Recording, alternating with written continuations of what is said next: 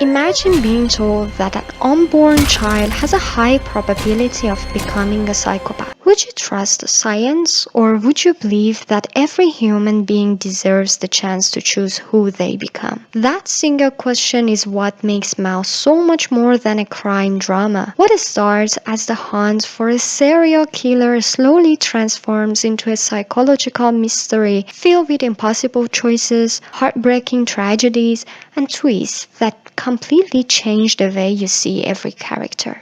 This video contains spoilers for episode 1 to 5 of Mouse. The story wastes no time pulling us into its dark world. One of the first images we see is a young boy calmly watching a mouse becoming prey to a snake. It's an unsettling moment that immediately introduces the series' central question: can someone actually be born without empathy? Meanwhile, South Korea is living in a fear because of a ruthless serial killer known only as the Headhunter. His murders are brutal, carefully planned, and terrifying. Every new victim increases the pressure on the police, while the public begins losing hope that the killer will ever be caught. Eventually, after an intense investigation, the Headhunter is arrested, but instead of feeling like the story has reached its conclusion, this revelation opens the door to something even more disturbing.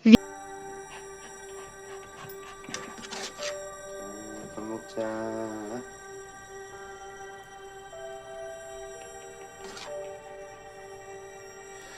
The series then introduces one of its boldest ideas. Researchers believe they can identify psychopathic tendencies before birth through the genetic testing. It's an idea that immediately divides opinion. If you knew your unborn child had a high chance of becoming a violent criminal, what would you do? Would you raise them with hope, or would fear make the decision for you? The show never tells us which answer is correct. Instead, it challenges us to think about destiny, morality, and free will. Years later, we are introduced to two very different men. Jung Ba-reum is a rocky police officer who seems almost too kind for the world he lives in. He's polite, compassionate, and always ready to help others. Lee Sung-gi gives Ba-reum a warmth that instantly earns the audience's trust. Then there's Detective Moo-chi. Unlike Ba-reum, Moo-chi carries deep emotional scars from his childhood. The headhunter's crimes left a permanent mark on his life, and they continue to shape every decision he makes. Where Ba-reum sees hope, Moo-chi sees danger. One follows his heart and the other follows evidence. Together, they become one of the strongest detective partnerships in the series.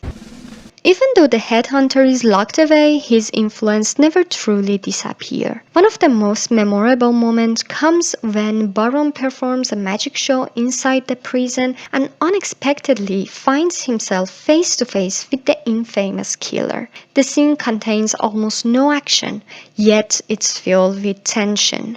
The headhunter barely has to speak before everyone around him feels uncomfortable. It's a reminder that some people remain dangerous long after they've lost their freedom. Just as it seems the country might finally move on, another series of disturbing crimes begins. Children disappear. New victims are found. The investigation becomes increasingly complicated. Then Ba-reum notices something that changes everything. Chikook's missing watch is discovered on the newest victim. What seems like a small clue suddenly connects multiple cases together. Ba-reum immediately informs Moo-chi, and both detectives realize they are dealing with a much larger mystery than they first believed. It's one of the reasons Mouse is so rewarding to watch. Every tiny detail matters. 근데 뭐 좀 나왔어? 아직. 그 성요한이 데니얼 박사 실종 날 집에 있었다고 증언해줄 친구란다. As the investigation continues, Detective Moo-chi becomes increasingly suspicious of Sung Yo-han. Everything about him feels unusual. He's secretive, he's unpredictable, he always seems connected to important moments in the investigation. The problem?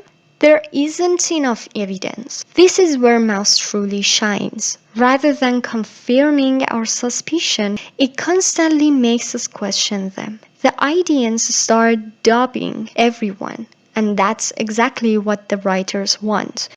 Episode 4 raises the stakes even higher. A young boy is kidnapped. Then Moo-chi receives a disturbing phone call.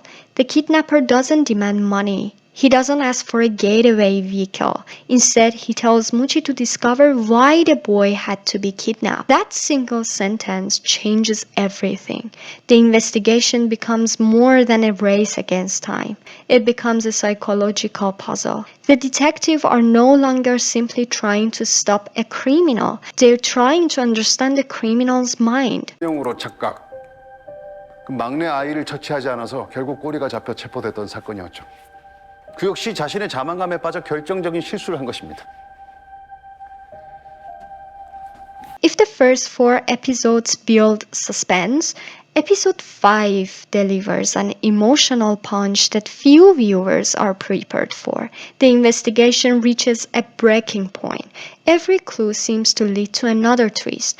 Every answer creates new questions. The emotional stakes become just as important as the mystery itself. After 5 episodes, it's obvious that Mouse isn't trying to shock viewers with violence alone.